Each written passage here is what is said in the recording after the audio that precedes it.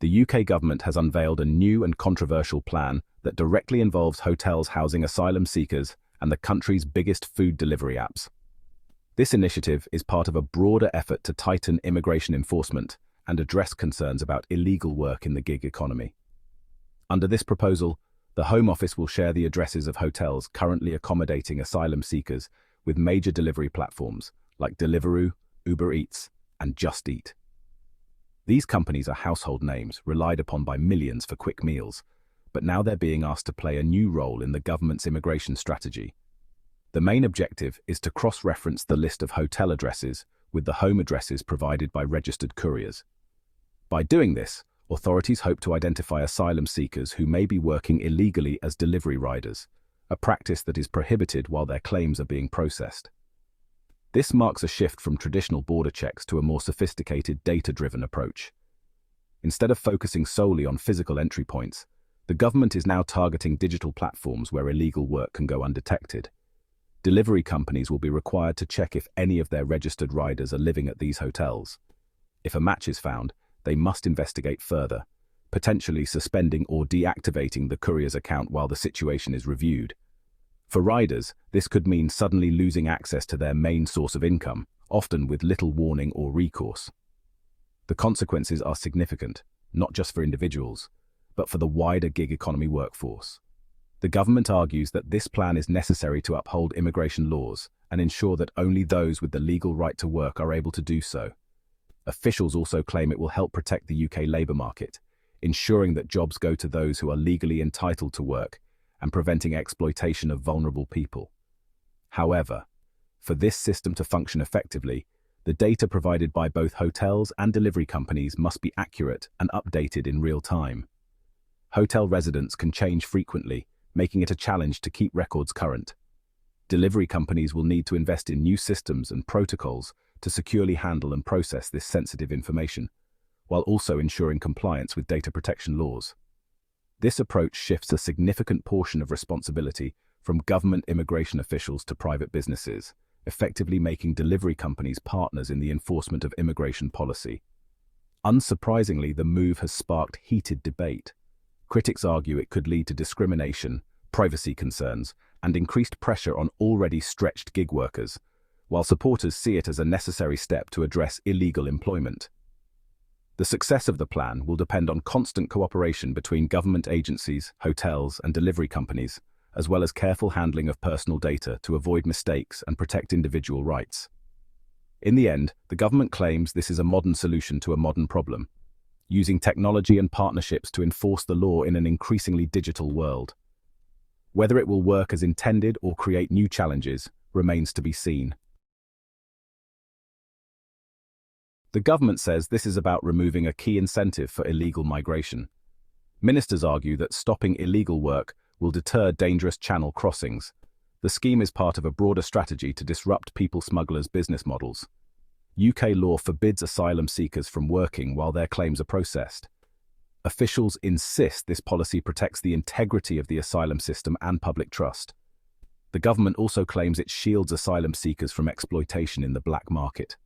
Illegal work often means poor pay and no rights. By targeting gig economy jobs, they say they're protecting vulnerable people from abuse. The message rules are rules, and modern methods will enforce them. It's a proactive approach, not just a reaction to problems. Food delivery companies have unexpectedly found themselves at the very centre of the UK's latest immigration crackdown. Once seen simply as tech-driven platforms connecting hungry customers with local restaurants, these companies are now being thrust into a much more complex and controversial role.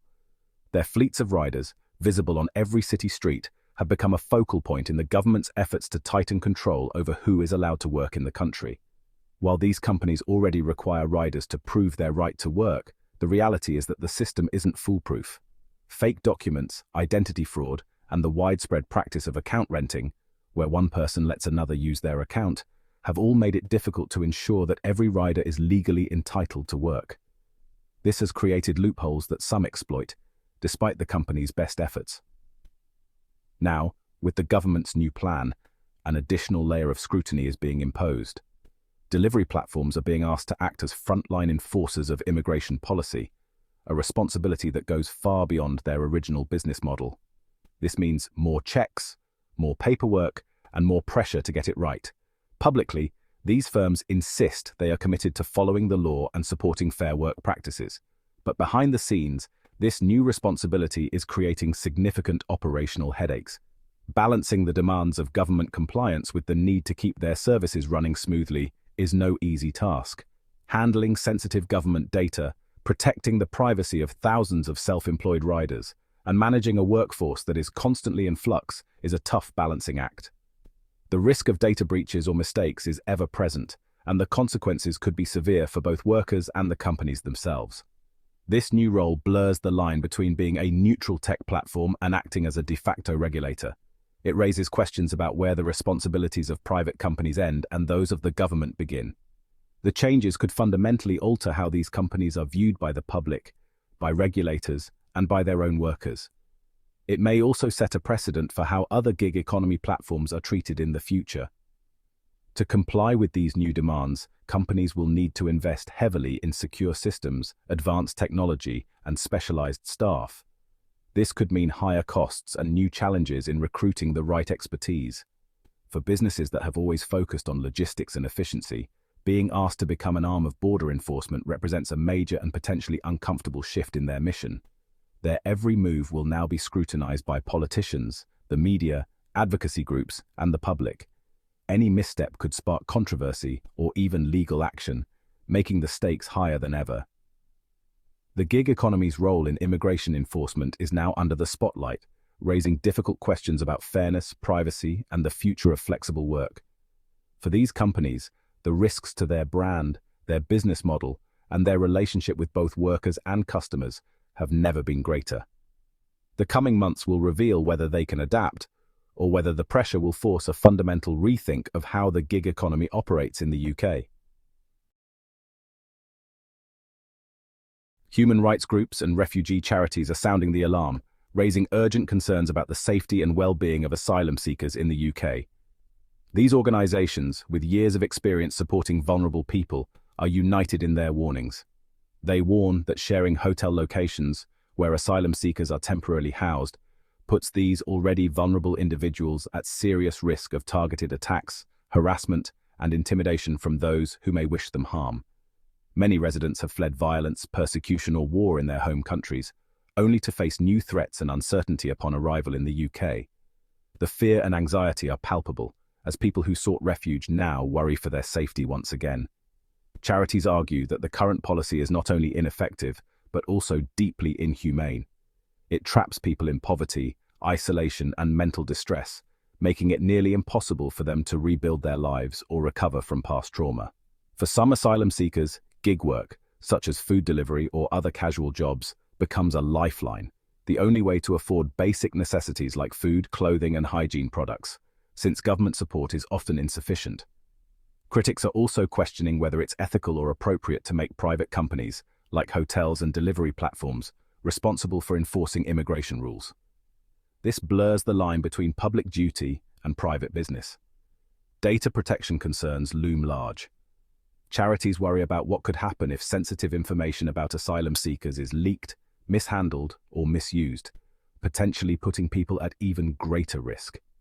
They say these measures create a surveillance system that unfairly targets a specific group, making asylum seekers feel constantly watched and unwelcome, rather than supported and protected. According to these organizations, the real problem isn't illegal work, but the massive backlog of asylum claims. People are left waiting months or even years for a decision, unable to move forward with their lives. A faster, fairer asylum process, they argue, would be a far better solution, one that respects human dignity and allows people to contribute to society. The government, they say, is punishing victims of a broken system rather than addressing the root causes of the crisis or offering real support to those in need. The call from charities and human rights groups is clear. They demand dignity, compassion, and meaningful reform, not more punitive measures that only deepen suffering and division. This plan reignites the debate. Should asylum seekers be allowed to work? UK rules are strict. Most can't work for at least a year, and only in highly skilled jobs.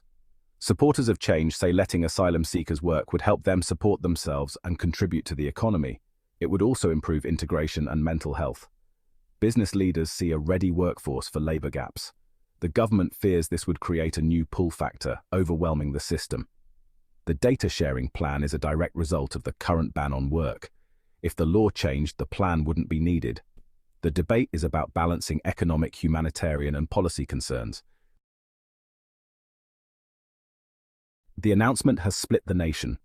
Supporters praise the plan as fair and necessary to enforce immigration law. They see it as protecting the system and delivering on promises to control borders. Critics, including opposition parties, call it cruel and ineffective. They accuse the government of scapegoating vulnerable people for political gain. The term hostile environment is back in the debate. Public opinion is divided. Some want tougher controls. Others worry about compassion and safety. The plan is a flashpoint in the national conversation about identity and values. It's playing out across media and social platforms. The core question: what kind of country does the UK want to be? Critics warn the policy could backfire. Blocking gig work may push asylum seekers into even riskier underground jobs. This could increase exploitation and modern slavery. Account renting on delivery apps means enforcement could punish the wrong people. There's a risk of increased suspicion and discrimination against migrant-looking riders. Trust between asylum seekers and authorities could break down, making people less likely to seek help. Vulnerable people could become even more isolated. The policy might hide illegal work rather than stop it. These unintended consequences could undermine the government's goals. Critics say the risks haven't been fully considered. This plan is just one part of a much bigger immigration strategy. It sits alongside controversial policies like the Rwanda plan. The government's message is toughness and control, using data and technology to enforce rules. Everyday digital life, ordering food, now intersects with national security. But no amount of enforcement can fix the core problem, the huge backlog of asylum cases. Tens of thousands wait years for decisions, fueling illegal work and uncertainty. Critics argue that clearing the backlog is the real solution. The data sharing plan is a tactical move in a larger game. Its impact depends on how it fits with the rest of the system. The debate is about deterrence versus support and integration. The future of UK immigration policy hangs in the balance. The plan to share hotel data with delivery apps highlights a modern dilemma. It pits enforcement and control against privacy and compassion. The government sees it as common sense. Critics see danger and discrimination. Delivery companies are caught in the middle, with public opinion deeply divided. There's a real risk the policy could make things worse for the vulnerable. This is a clash of principles. Security for some, safety for others. The big questions remain. What's the right balance? How should technology and private companies be used? There are no easy answers, and the consequences will be felt for years to come.